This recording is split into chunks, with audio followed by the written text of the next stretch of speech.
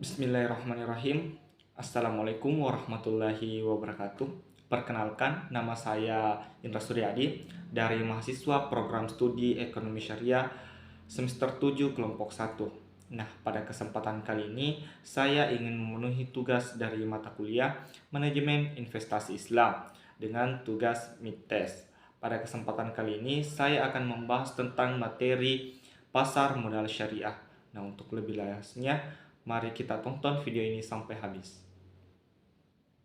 Baik, sebelum kita melangkah ke pasar modal, alangkah lebih baiknya kita ketahui dulu apa sih sebenarnya itu investasi. Nah, investasi adalah penempatan dana atau modal dalam suatu aset atau proyek dengan tujuan memperoleh keuntungan di masa depan.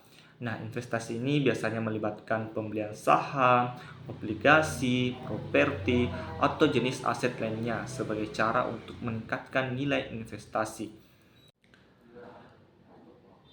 Pasar modal atau pasar saham adalah dua kata yang sering dianggap orang adalah mainan oleh para pejabat atau pengusaha yang memiliki banyak modal atau banyak uang.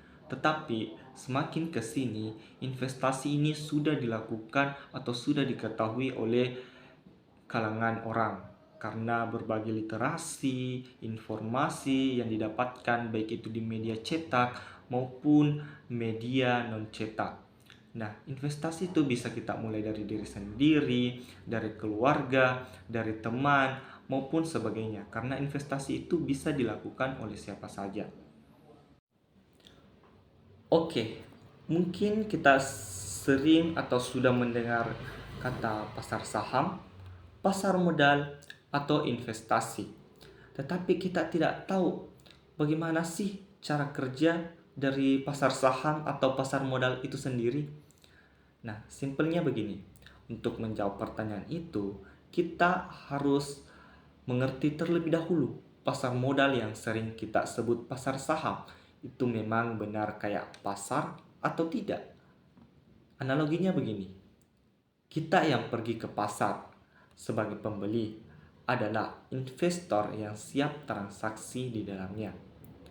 Ada banyak toko atau emiten yang menjual banyak produk. Dan kayak di pasar juga, penjual banyak menjajakan produk yang sama tetapi belanja biaya beda-beda tipis. Dan kalau kita lihat di sekeliling, ada juga barang yang sangat laku sehingga harganya selangit atau kian tinggi. Begitupun sebaliknya, ada juga barang yang tidak laku-laku sehingga harganya itu turun atau anjlok. Nah, ini sama dengan kondisi saham yang naik turun. Inilah yang terjadi di pasar modal atau pasar saham. Jika banyak permintaan, maka harga saham atau harga produk itu kian tinggi. Begitu pula sebaliknya. Jika permintaan kurang, maka harga saham atau harga produk tersebut kian anjlok atau menurun. Tapi muncul lagi pertanyaan, kenapa sih harga saham itu kadang bisa naik banget dan kadang bisa anjlok?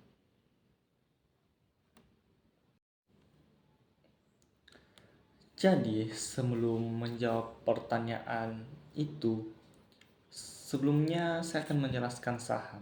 Saham adalah bukti kepemilikan modal di sebuah perusahaan atau emiten.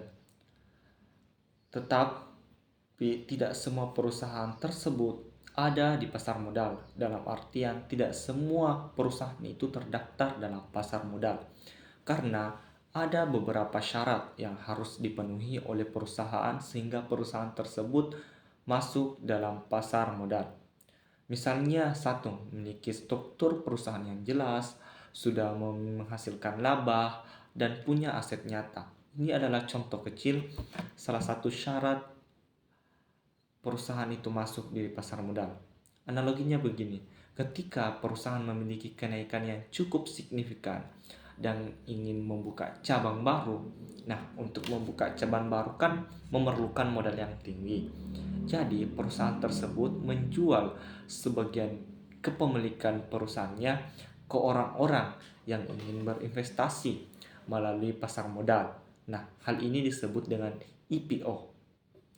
Bukti kepemilikan tersebutlah ini yang disebut atau yang sering dikatakan saham. Lembar saham inilah yang dibeli investor dengan harapan mendapatkan imbalan dengan dua cara, yaitu bisa dari kenaikan saham itu sendiri ataupun bisa pada saat waktu pembagian keuntungan atau laba oleh perusahaan. Hal inilah yang mempengaruhi naik turunnya harga saham. Seperti pertanyaan yang di awal tadi. Nah, jika teman-teman atau sahabat-sahabat ingin melakukan investasi, banyak sekali jenis investasi yang bisa kita lakukan. Terlebihnya itu investasi syariah. Baik, itulah tadi presentasi atau pemutaran materi mengenai pasar modal syariah. Lebih dan kurangnya mohon dimaafkan. Sebelum saya menutup penjelasan mengenai materi ini, mengutip pernyataan atau kata-kata dari Lee Ki Hong, menyatakan bahwa harta karun terbesar itu bukan di dasar laut, tetapi ada pada pasar modal atau pasar syariah. Saya Indra Suryadi mohon undur diri. Wallahumma fiqh. Assalamualaikum warahmatullahi wabarakatuh.